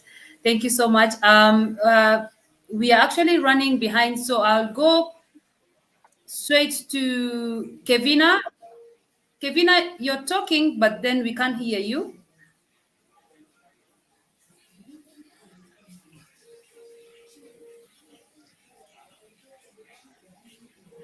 Hello, Kevina. Also, roles. For me personally, I think that promotion of CSE, comprehensive sexuality education, will really help so very much. It is very good for a girl to know her sexual right. And if a lady is well versed on comprehensive sexuality education, it won't be easy for that lady to be abused, or for that lady to be abused, or for that girl to be abused right from the childhood. It's time, I think, we need to wear a shoe of training or letting our children know about their full right, not only right to education, but also they are biological right, and sexual right. It is very, very important. If you compare our girls and girls in other countries, there is huge difference. It is a rare case to see a young girl getting pregnant or getting abused in other countries. Why? Because the comprehensive sexuality education is being carried out in school. One more thing that I think will also be key is also getting together, training the senior women teachers of every school, every school in South Sudan. Not only doing it in Juba, but doing it in the entire the 10 state, as primary and secondary senior women teacher have to be trained. And whenever they're talking to girls, they shouldn't be shying away and hiding some of the things. They have to blast it on their face. They have to tell them. I remember very well, my senior teacher one day tell me a technique on how to resist a rap. And he told me, she told me, when somebody is gonna rap you, what you can do, the best thing you can do, you have just to be like you offering yourself to that person, and one best thing after that, give that person a very hot kick in his private part, and then really run first. So this thing are some of the things that senior women teachers have to teach our children on how to defend themselves. It's easy to defend ourselves, but we need to be taught, and we need to be told as young girls of this country. And one more thing I've seen is that building bond between the girls and the SPU unit, or police protection unit, special protection unit. It is very key. Our girls can speak for themselves. It's time our girls have to speak. It's time we have to tell our girls that you can do it. You can do it. You can speak for yourself. Nobody should be speaking for you, but it should be coming from your mouth. We have to be linking our girls. We have to build a relationship between our girls and the police, especially those who are working on the special protection unit, a unit where women and girls go and cry. And also these things of parents also have to play a role here. There are some parents who are some parents are horrible. I can say that. Yani umahadu abuata ni yani كابين شديد عشان جينا زاد هيجي قريب مو ده مشكلة. It is a big deal for a child to come and say even hi to them. It is time we have to build a relationship, a better and a sweet relationship with our girls. If you are a parent, it's time you have to come closer to her. If you come closer to your girl, talk to her freely. Tell her you are an experienced person. You know life. You know what has happened in the past. You know stories. Tell her how to be careful. But our parents of nowadays, they don't do it. And they just left girls like that. Girls are moving on their own. So how do you expect the gender-based violence to end if you cannot contribute, as a parents? And also as organizations, women-led organizations, we have to be closer to girls. We cannot continue speaking for girls. Girls are there. Train them to speak for themselves. Bring them up in this type of shows or in a donor meeting. Take them there and go let them talk. One thing that I had almost forgotten is telling you about the name of the network, Girls Not Bright. Why did we name it Girls Not Bright? It is because they are girls. They are not bright. In my country, South Sudan, nas katir gahainu yani, banat kanu de bugar, gahainu banat je gurush. They see our girls as money. I was once in one of the states, and everybody that speaks about girls, they speak about, oh my God, when a girl is walking, they'll be like, I know bugar tayo agurwa, I know gurush tayo agurwa. They talk to their friends like that. And then I was like, no, this is a bullshit. We are not cows. We are not money. We are not wealth. We are girls. We are not bright. You see, that is where the name of the network came from. So they are not bright. They are not cows. They are not money, but they are future MPs to be, future governors to be, future ministers to be, future presidents to be. And they deserve all the respect from their parents and from the individual. There are challenges. Many has been spoken by my two other colleagues, but I need also to tell the challenges that are facing our young girls in the Republic of South Sudan. One thing that I've seen is low enrollment of girls in schools. It takes forever. A boy is always taken first. A boy is always sent first. Bikangar wallahi tabinade it is stay na hawal to sobur hawal to hit kananina ligitu gurus bijar rasulita wara kif kalam da anina kulu insan lazim irasuluna sawa fil shunuda fil madrasa. But that is a different case here. In some families, girls have tend to wait, but boys are sent to school first. These are things that we need to talk about. We need to advocate about as activists. We have to tell our parents, the communities, that it good to send girls in school as well as sending boys in school. And also the ongoing conflict in some part of the country has hindered also, the girl child education promotion. She cannot go to school because of the conflict that might be going on in our area, some minor conflict, the cattle rising, the intercommunal fight and all this. A girl will give up and she will be like, no, I cannot go to school anymore. All she will be admiring is somebody's husband. All she'll be admiring is somebody's well-being, how the lifestyle is, how it is beautiful to be a wife, how it is beautiful to be somebody's husband. It is all because of the minor things that we can work upon as the authority, the high authority of this country. Gender inequality, I've talked about being left behind and boys being sent first to school. This is one thing that is also happening in our communities. Girls are not being it's a meeting in the community. The first people to be invited are the boys. Girls even don't attend meeting. But it's time we have to tell people that we are human beings. We can speak for ourselves. It is not only about boys and boys and boys and boys. It should also be about girls. Girls of this country are great leaders, and they have to be given all the right. They have to be let to know about their rights in all aspects, not only right to education, but also right to their biological, well-being. And lastly, the poverty in this country sometimes had led, or it is still leading even many girls into forced and arranged marriages, early marriages.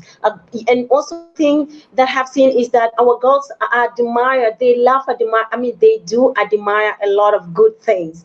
And that is why you see sometimes if nobody talk to them, nobody educate them, nobody mentor them, nobody, take time to talk to them, they end up with the sugar mommies, sugar daddies, end up being fifth wife, end up being 6, 10, 11 wives. You become a garage. They park you there. You become a car that is parked in a garage. So I think we need to talk to our girls. We really need to bring them close as parents and as activists. Let's continue bringing our girls closer as we are doing in the network, but as a network of Girls Not Bride Republic of South Sudan under resilient organization. We cannot do this alone. We can do this together, and we can move it forward much, much, much more better together. Thank you very much.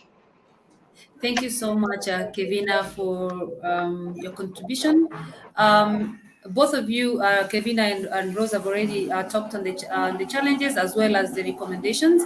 So we are just going to go straight to Martina to give us her recommendations and the way forward. Yes, Martina, you're welcome. Um, Okay, let me mute. Thank you very much. Actually, recommendations and challenges that my colleagues have talked about are most of the things also I prepare to give, but I'll want to recommend that the government in most cases, like I want to reflect back to why few women report issues on GBV issues. I think also our structures, like our police setup.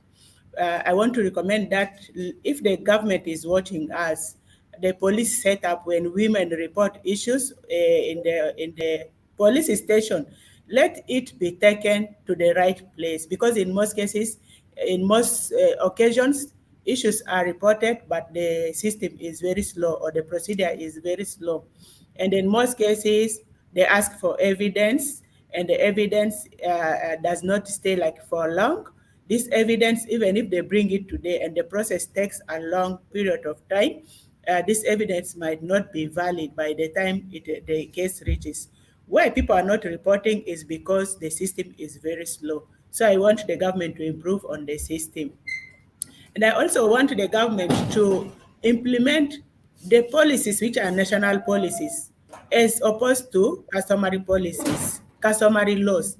Customary laws are not written anywhere, but they are the overriding the national policies. If there are national policies, that is guiding us, that is guiding the gender, like the gender policy, like the Child Act, like the Child Bill, like the family bill that we are talking about, which is not, it is there in draft. We understand so from the female parliamentarians that the draft is there. Once it is passed, can we implement these policies and not focus on customary laws? Because customary laws, they are not written anywhere, and they are actually held by men, like what Rose was saying. Women cannot talk. Even if my own child is getting married in the village, I have no right. The money they say Hagaleben, a woman even has got no right to say I need this amount. It is the men who will decide how much money goes to the mother. And I'm surely seated there, I cannot even decide for my own child that I need this amount, and my money can be even less than the money that goes to the father and to the other extended family members. That one has to change. We need to look at that, and the education is paramount for both children. We cannot rule out boy child, because boy child also need to be educated and the girl child need to be educated, so that they can harmonize their future together and understand even GBV very well. I think those most of them have been said by my colleagues. These were the ones which were not. So those are the ones which I will emphasize on. Thank you very much. Thank you so much, ladies, for the great discussion. We've come to the end of this session, and I would like to appreciate all of you guys for the wonderful discussion that we've had. Just a takeaway from a summary of all what we've discussed in terms of the recommendation. First,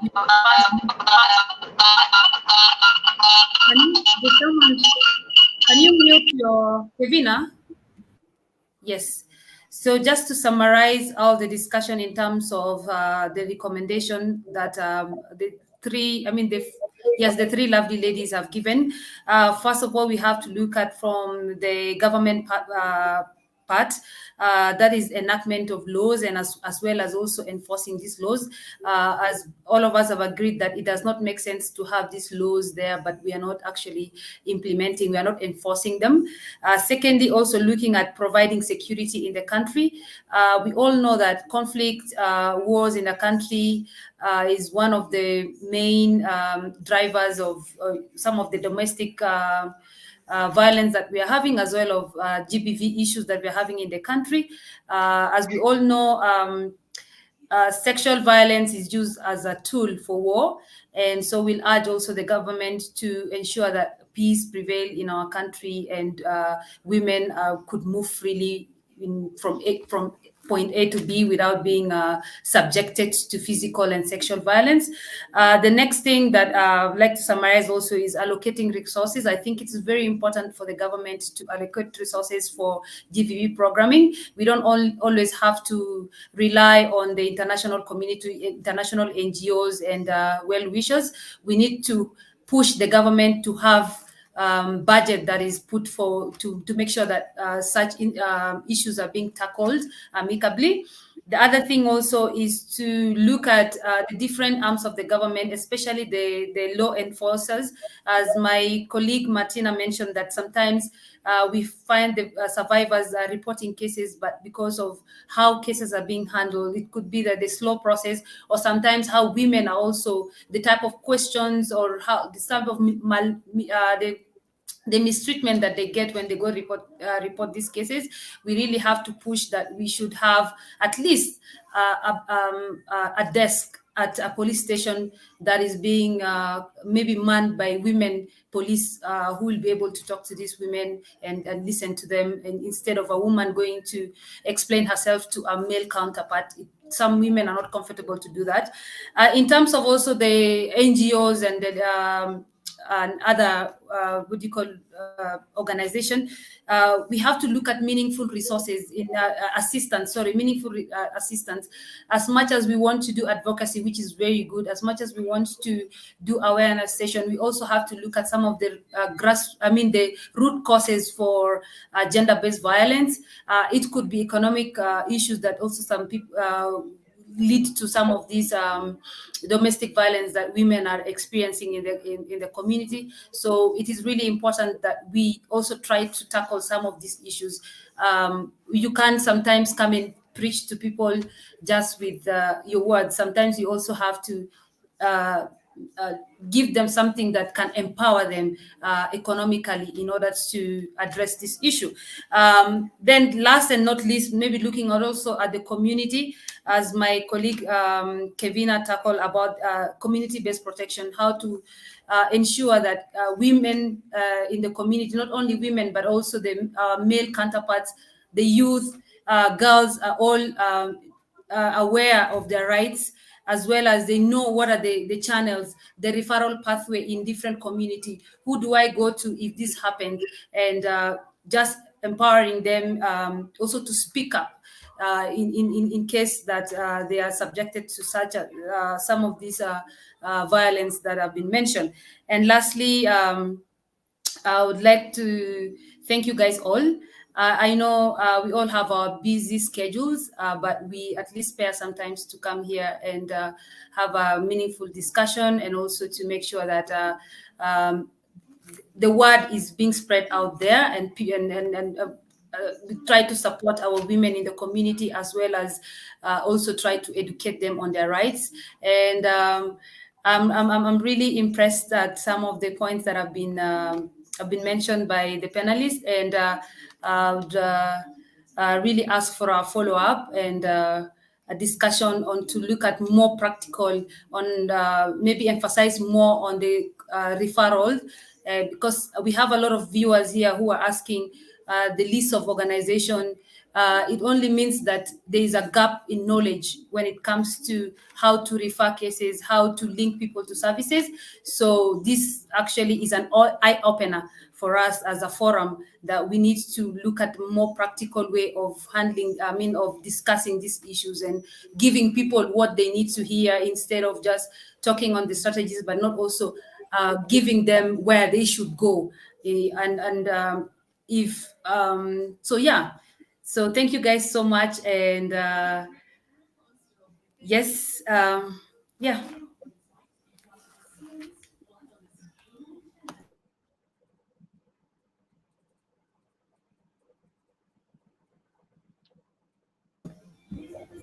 Thank Anyone you. have, thank Thank you you. guys. Thank you, Kevina, Miss Thank Martina. you. Thank you Rose. very much. It was beautiful and nice discussion. Nice to meet you all. Thank you. Bye bye. You Nice Let's to all. keep meet up you too. the great job and let's stand up for our women and girls in this country. Inshallah, we'll win. Yes, of course, inshallah.